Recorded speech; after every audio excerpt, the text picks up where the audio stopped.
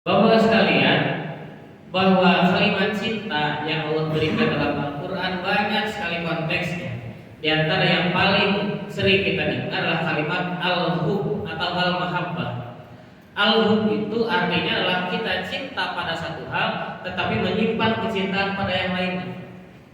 Misalkan bapak-bapak cinta kepada istrinya, tetapi di satu yang lain dia cinta pada anak-anaknya. Inilah al-hub.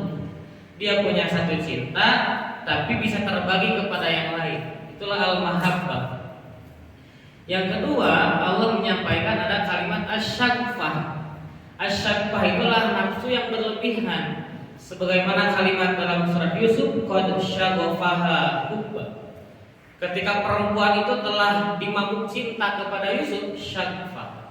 Sudah tidak berpikir ini benar atau salah. Yang penting saya ingin menghidupi keluarga saya, ingin menghidupi orang tua saya, tidak perlu tahu ini halal atau haram, yang penting saya berkorban untuknya. Itulah syakfah. Yang penting terpenuhi, tidak tahu haram atau halalnya yang dia lakukan. Kalimat ketiga Allah sampaikan al-khullah. Kalimat cinta itu adalah al-khullah. Maka al-khullah inilah milik dari Nabiullah Ibrahim alaihissalam. Maka Nabi Ibrahim mendapatkan gelar Khalil. Al-khullah artinya adalah satu cinta yang menutup pada kecintaan yang lain. Upami sudah cinta tidak pernah membuka pintu-pintu bagi yang lain. Kenapa Ibrahim alaihissalam mendapatkan al-khalil atau khalilullah, satu cinta dari Allah? Karena Ibrahim pun menjadikan Allah sebagai satu-satunya cinta di hadapan. Ketika diperintahkan membawa istrinya dan anaknya, Ibrahim rela.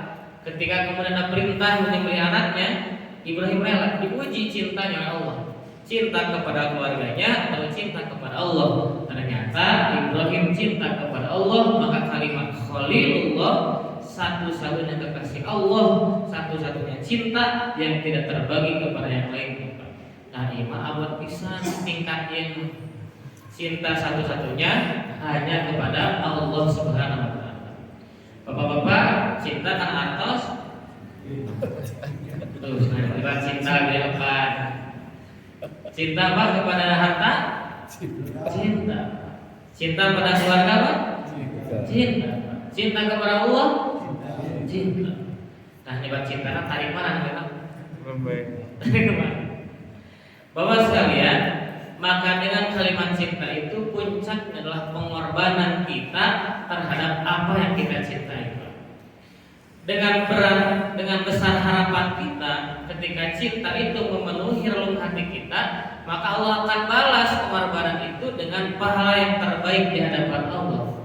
Sebab Allah tidak akan pernah lupa membayar pengorbanan setiap hamba.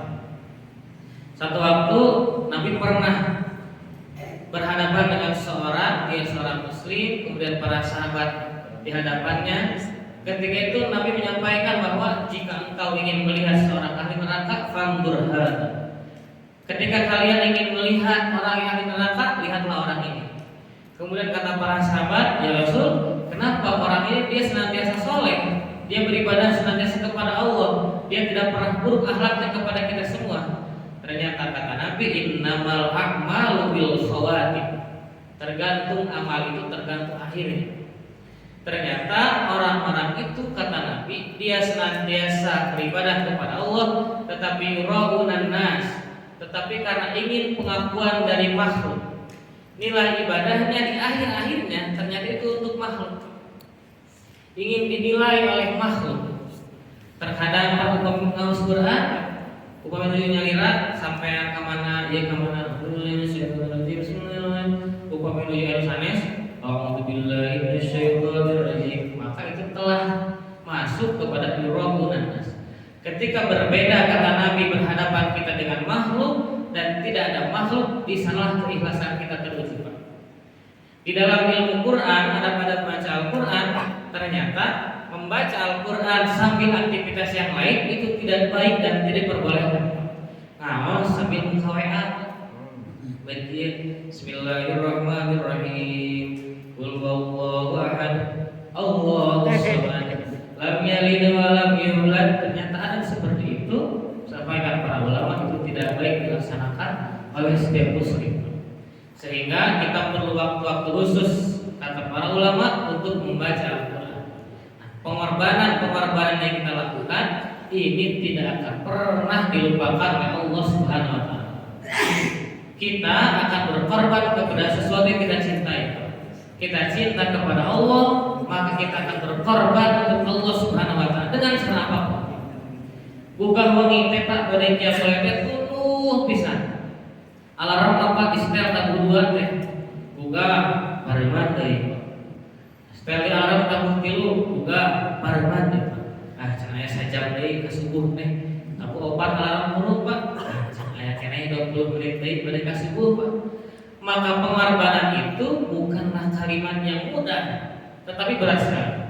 Ketika seorang mencintai Allah, maka dia harus berkorban untuk Allah Subhanahu wa taala. Ketika dia cinta kepada seseorang, maka dia akan berkorban untuk orang itu. Jalmi Pak, pemuda-pemudi upami aya menuju bogohan, tentunya bakal berkorban untuk yang lain. Kusepuhna mah, ieu pangasarkeun gas, cenah deui beras. Telepon Pak, ka bogohna. Di mana dia yang dijemput abdi langsung Pak geus angkat. Kenapa? Karena ada cinta pengorbanan di sana. Kantos Pak, bisa kolam. Dan ada lohor alif Pak. Dipiwara Pak, ku siswi perempuan cenah yang menangkan ada, engina ada Pak. Karena ada apa? Karena ada pengorbanan di sana. Hartosna kita punya kepada Allah, ada pengorbanan yang tinggi, ada pengorbanan yang luar biasa. Cinta kita kepada orang tua, maka sama, korbankan seluruhnya untuk orang tua. Tapi terkadang pengorbanan kita itu tidak bermanfaat di hadapan Allah Subhanahu wa taala di akhirnya. Di ayat yang tadi saya sampaikan dalam Quran surat Al-Ma'arij ayat 11, 12, 13, 14, 15. Ayat itu menyampaikan tentang bagaimana kita berjuang untuk keluarga kita, berkorban untuk keluarga kita, tetapi di hadapan Allah tidak ada apa-apa. Wala yas'alu hamimun hamima. Ayat 11 menyampaikan bahwa pada hari itu manusia tidak saling bertanya. Manusia saat itu tidak saling menyapa. Maka upami aya jalmi di alam dunia Pak, tos teu pataros pabaeut emutan ieu teh alam dunia keneh Pak. Mari teu pataros engke tos di ditu. Wala yasalu hamimun hamim. Nah teu pataros kenapa tidak saling bertanya apakah tidak bertemu? Padahal waktu hari itu yubasaruna. Mereka saling bertemu seperti kita, bahkan rapat kondisi berdirinya, bahkan rapat kondisi berbarisnya. Tetapi ketika wala yasalu hamimun hamima, tidak sedikit pun mereka saling bertanya karena sibuk pada hari itu mengurusi bagaimana amal-amal dirinya. Yawadul mujrimu, kalimat yawadul mujrimu, al mujrim adalah orang-orang yang berbuat dosa. Orang-orang catatannya lain ini. Ketika perjuangan pengorbanan menggunakan kalimat dosa, maka tidak akan berguna di hadapan Allah Subhanahu wa taala. Secapek-capeknya, selelah-lelahnya kita berjuang, kalau ada al-mujrim, perbuatan kita perbuatan dosa, tidak akan mendapatkan pahala di hadapan Allah. Ya wadul mujrimu lau yaftadi min adzabi yaumi idzin bibani. Bahwa pada hari itu seluruh pengorbanan kita sampaikan kepada Allah. Ya Allah, bagaimana kalau siksa ini? Kalimat ya wadu, awadu itu kalimat sangat ingin artinya. Kalau uridu itu ingin. Dalam bahasa Arab uridu artinya ingin. Tetapi awadu artinya sangat ingin sekali. Yawadul mujrimu, orang-orang yang punya dosa saat itu menyampaikan yaumi idzin bibani. Ya Allah, bagaimana kalau seandainya siksa ini saya tebus dengan bibani, dengan anak-anak saya, dengan keturunan-keturunan saya. Pada hari itu yang asalnya setiap manusia berjuang ketika di dunia untuk kehidupan anak-anaknya. Para orang tua berjuang mencari nafkah tentu bibani untuk anak-anaknya. Tetapi kenapa ketika di hadapan Allah bisa menyampaikan yaumi idzin bibani? Bukankah pengorbanan ketika di dunia untuk anaknya tetapi ketika di hadapan Allah, anaknya juga yang dikorbankan untuk mengganti siksa di hadapan Allah. Yaumi idzin bibani, bahkan wa sahibatihi wa akhi. Kalimat sahibah artinya istrinya. Kenapa kalimatnya sahibah? Tahapan-tahapan pasangan itu ada yang imro'ah. Imro'ah itu adalah berbeda visi misi tujuan hidupnya. Asia dengan Fir'aun disebutkan Asia itu bukan istrinya, tetapi imro'atu Fir'aun, perempuannya Fir'aun, karena telah berbeda visi misi hatinya. Tahapan kedua adalah zaujah, pasangan yang satu hati sama. Tetapi kalimat ketiga yang paling tinggi adalah sohibah. Sohibah itu bukan sekedar hatinya saja yang menyatu, tapi jasadnya senantiasa ikut kemanapun dia berada. Bapak-bapak, upami ibuna sok ngaradering, upami angkatan tanah, upami sok giring, itu sohibah. Bapak angkat tadi itu giring, tapi sohibah. Alim lepas pisan sohibah. Bahkan kata Allah wa sohibatihi. Bahkan istrinya sekalipun yang asalnya kehidupan diri itu menyampaikan ketika di dunia, nah apa weh teh wengi-wengi teh bapak-bapak nyebatin kumaha? Iya sadayana teh kanggo ibu, kanggo ibu. Hiji ibu kanggo ibu, kanggo mama ieu teh. Tapi kenapa di hadapan Allah pengorbanan itu bukti cinta ketika dunia berubah menjadi mengorbankan istrinya untuk menebus siksa yang ada dalam dirinya. Inilah tahapan yang Allah berikan. Pertama adalah bibani, kemudian wa sahibatihi, kemudian wa akhi, adik kakaknya, karib kerabatnya, bahkan asal pengabela di alam dunia mah. Siapa saja yang menghalangi adik saya, siapa saja yang menzolim kakak saya, maka saya yang paling depan. Bahkan tak jarang uang dikeluarkan, harta dikeluarkan menghidupi, memodali adik kakaknya. Saking pengorbanan cinta kepada dirinya. Tetapi kenapa di hadapan Allah ditawarkan wa akhi, gantikan saja siksa ini dengan adik-adik dan dengan kakak saya. Di payun ngawaskan kisah kecelakaan di Tampo Mas, kecelakaan kapal laut. Ketika itu kemudian seluruh orang terjatuh ke laut. Dalam kisah ini disampaikan ada seorang orang tua, ayah dan ibunya, dua anaknya. Ayahnya memegang kakaknya ketika turun dari laut itu, kemudian ibunya dia menggendong adiknya. Begitu ternyata berenang, ketika naik ke sekoci kapal yang kecil itu, begitu selamat sampai di darat, ibunya berkata, "Kemana anak saya? Kemana anak saya?" Dan itulah kondisi lupa dan kondisi panik di alam dunia. Apalagi kelak di hadapan Allah, ketika melihat bagaimana api yang bergejolak, kata Nabi, maka ingatan manusia itu bisa lupa kepada apapun kecuali fokus kepada urusannya masing-masing. Sehingga pada hari itu manusia fokus dengan amalnya masing-masing. Wa sahibati wa akhi, yang asalnya berjuang, berkorban karena saking cintanya, sebab bukti cinta, puncak cinta adalah pengorbanan. Kita korbankan tenaga kita, korbankan pikiran kita untuk wa sahibatihi wa akhi. Dan itulah kehidupan kita. Allah telah membaca psikologi kita manusia. Kehidupan kita tanya dalam diri kita, untuk apa kita mencari nafkah, untuk apa kita mencari kehidupan. Tidak lain adalah bibani wa sahibatihi wa akhi. Yang keempat, bahkan orang itu menyampaikan wa fasilatihi allati tuqwi, dan orang-orang yang mengikuti saya dan orang-orang yang menjadi pendukung saya, ya Allah, tebuskanlah untuk mengganti siksa saya. Orang-orang yang punya pengaruh besar, Pak, dia akan punya bawahan-bawahannya, dia akan punya orang-orang backingannya, Pak. Tetapi ketika di hadapan Allah disampaikan bahwa diserahkan seluruhnya, pengorbanannya untuk dijadikan sebagai tebusan agar dirinya tidak disiksa di hadapan Allah. Ia tebih pisan sareng akhlak Nabi. Nabi kita bukan saja menyelamatkan dirinya dan keluarganya, tetapi menyelamatkan juga orang-orang di sekitarnya. Teringat kisah Imam Ahmad bin Hambal ketika beliau masuk Mesir, seluruh ulama Mesir menyampaikan bahwa harus sepakat bahwa Al-Quran adalah makhluk. Itulah paham Mu'tazilah. bahwa Al-Quran adalah makhluk, jika tidak diakui oleh persatuan seluruhnya para ulama saat itu, maka yang menyampaikan Al-Quran bukan makhluk, dia akan dibunuh satu-satu. Maka seluruh ulama saat itu menyampaikan, ya Al-Quran adalah makhluk.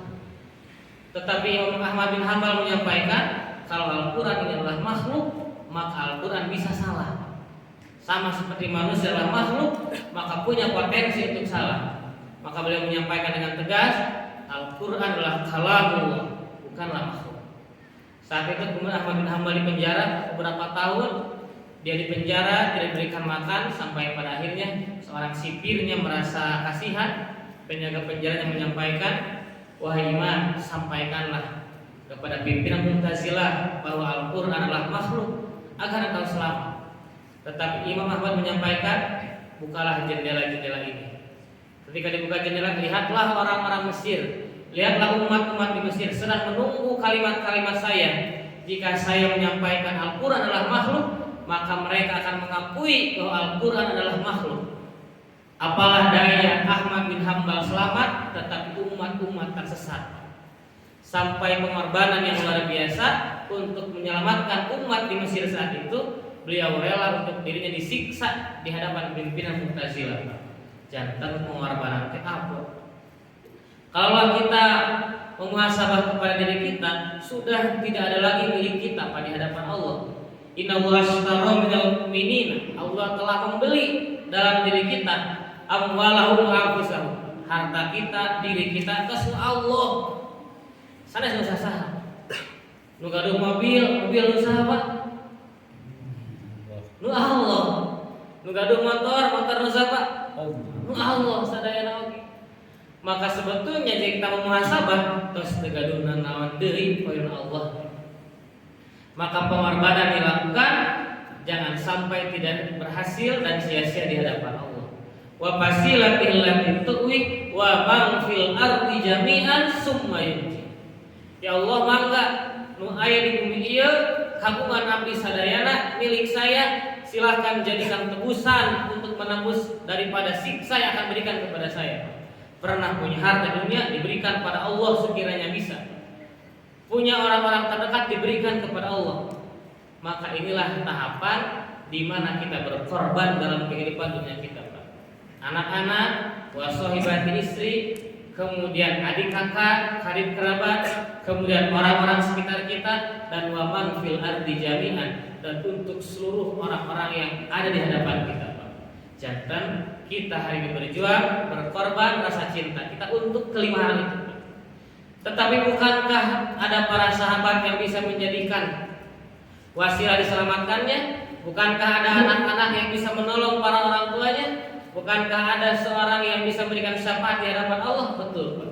Selama tidak ada kalimat al-mujrim tadi, Pak.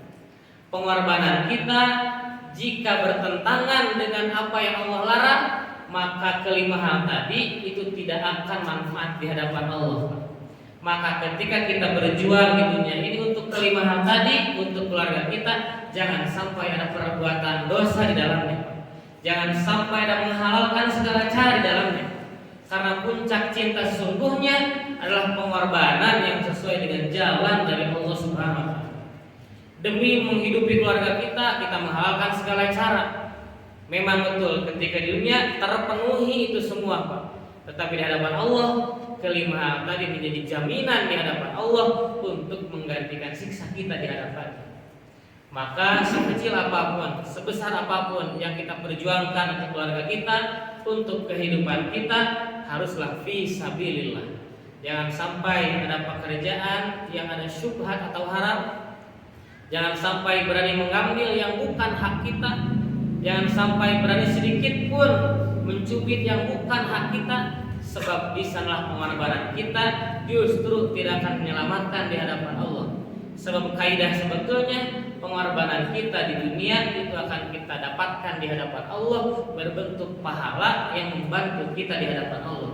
Tetapi ketika pengorbanan itu semua ada kalimat al-mujrim, pengorbanan kita bertentangan dengan yang Allah inginkan, maka kita tidak akan mendapati itu semua menjadi bagian penyelamat kita di hadapan Allah. Jantan bukti cinta, puncak dari cinta adalah pengorbanan yang sesuai dengan apa yang Allah inginkan. Godaan kita hari ini bagaimana hal-hal syubhat, barang-barang haram telah muncul dalam diri kita. Inilah yang harus kita pelajari, harus kita berikan edukasi kepada siapapun. Imam Ahmad bin Hanbal pernah diadui oleh seorang ibu tua. Seorang ibu tua itu menyampaikan, "Wahai Imam, bahwa pekerjaan saya adalah merajut dan saya tidak punya uang untuk mengadakan lampu ini. Suami saya telah meninggal dan saya merajut ini semua dengan cahaya bulan. Jadi ketika bulan bercahaya maka saya merajut itu semua. Tapi satu waktu para pejabat melaksanakan camping di depan rumah saya. Kemudian dengan lampu yang sangat bersinar sekali, maka saya mengambil kesempatan itu dan saya keluar rumah untuk banyak-banyak merajut rajutan saya, karena banyak di sana cahaya-cahaya yang datang ke rumah saya. Tetapi ketika saya setelah selesai merajut, saya telah menjual rajutan itu, terasa dalam hati saya, wahai Imam, apakah hasil rajutan saya itu halal? Apakah uang yang didapatkan dari penjual itu halal? Apakah makanan yang saya berikan kepada keluarga saya itu halal? Apakah perut-perut anak-anak saya itu diisi dengan barang yang halal ketika saya merajut menggunakan lampu dari pejabat-pejabat itu? Inilah yang dinamakan kehati-hatian. Bagaimana orang-orang terdahulu di zaman yang sungguh luar biasa masih memikirkan urusan-urusan itu, Pak. Bahkan Umar bin Khattab ketika menjadi seorang khalifah, beliau duduk, kemudian ada seorang yang datang akan mengadukan perbuatannya. Ketika berhadapan dengan Umar, kemudian Umar menyampaikan, ini hal pribadi atau urusan negara. Kata beliau menyampaikan kepada Umar, ini adalah urusan pribadi. Maka Umar mematikan lampunya, Pak, mematikan lampu negara, istana negara, karena beliau sampaikan bahwa fasilitas ini adalah untuk urusan-urusan negara. Sungguh luar biasa akhlak bagaimana adab orang-orang terdahulu, para sahabat kita untuk berhati-hati terhadap menghidupi urusan keluarga kita. Sangat cinta sekali kepada keluarga kita, orang-orang terdekat kita sangat mencintai mereka. Tentunya jangan sampai pengorbanan kita dibarengi dengan hal-hal yang tidak diridhoi Allah, supaya pengorbanan kita sampai di hadapan Allah Subhanahu wa taala. Hampan, Pak, hampanya nyarios insyaallah lah. Didoakan kami mugia pada melanana rezekina ikhtiaran sadayana aya dina ridona Allah Subhanahu wa taala. Itu saja yang bisa disampaikan. Kita berdoa kepada Allah, mudah-mudahan ada amin kita yang sampai di hadapan Allah Subhanahu wa taala. A'udzubillahi minasyaitonir rajim. Bismillahirrahmanirrahim. Astaghfirullahaladzim, astaghfirullahaladzim, astaghfirullahaladzim. Asyhadu an la ilaha illallah wa asyhadu anna Muhammadar Rasulullah. Astaghfirullahaladzim, la ilaha illa huwal hayyul qayyum wa atubu ilaih. Ya Allah, ampunkan segala dosa-dosa kami, ampunkan dosa-dosa kelalaian kami, ampunkan dosa-dosa orang tua kami, ampunkan dosa-dosa guru-guru kami, ampunkan dosa-dosa para keluarga kami, ampunkan dosa-dosa para donatur kami, ampunkan dosa-dosa para muwakif kami. Ya Allah, seandainya ada di antara kami, keluarga kami, orang tua kami, guru-guru kami yang sedang sakit, mudah-mudahan Engkau berikan kesembuhan, dengan sembuhnya menambah ketaatan dan ketakwaan kepada Engkau. Allahumma rabban nas ya'ti bil ba'sa ishfi anta syafi la shifaa illa shifaa'uk shifaan la yughadiru saqama. Ya Allah, seandainya ada di antara kami, orang tua kami, guru-guru kami, keluarga para wakif yang telah meninggal dunia terlebih dahulu, mudah-mudahan Kau ampunkan dosa-dosa mereka. Kau jadikan raudhatan min riyadil jannah, teman-teman surga atas mereka. Allahumma ighfir lahu warhamhu wa'afihi wa'fu anhu wa akrim nuzulahu wa wasi' mudkhalahu. Ya Allah, berkahilah pekerjaan kami, ikhtiar kami, jadikan pengorbanan kami tercatat di hadapan Engkau. Rabbana atina fid dunya hasanah wa fil akhirati hasanah wa qina adzabannar. Subhana rabbika rabbil izzati amma yasifun wa salamun alal mursalin walhamdulillahi rabbil alamin. Assalamualaikum warahmatullahi wabarakatuh.